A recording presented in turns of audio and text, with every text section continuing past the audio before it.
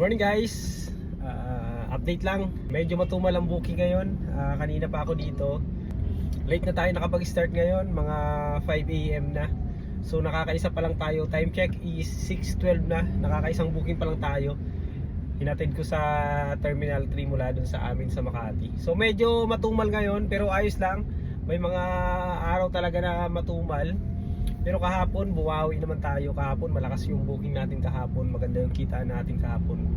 Pero ngayon, yun nga, paghatid natin ng passenger sa Terminal 3, hindi na tayo pinasukan ulit. So mag-aabang na naman tayo dito. Ang ginagawa ko kasi pag wala masyadong booking, hindi ako makakuha dun sa Terminal 3. So gumagapang ako papunta dito sa MOA. Pero not sure kung meron pang passenger dito dahil nga maaga pa masyado. So pagka ganitong oras baka hindi pa masyado malakas ang booking dito. Medyo malakas pag sa Makati. So doon medyo maganda-gandang booking pagka ganitong oras or BGC. Pero pagka sarado pa kasi yung mall, medyo mahina pa. Pero ngayon talaga sobrang tumal oh.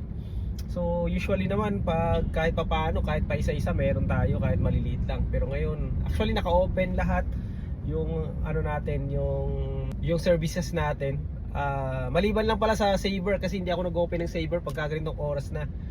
So baka maya-maya mapipilitan tayo mag-open ng Saver para kahit papaano naman hindi sayang yung oras natin. Kasi dito labanan sa pagbibiyahe talaga yung oras. So mas mabuti na yung may pumapasok kahit maliliit. Basta at least kahit papaano kumita tayo. Mahirap naman umuwi ng bahay tapos wala kang maiuwi kahit papaano. So yun lang guys, update lang yan dito sa pagbibiyahe sa GrabCar.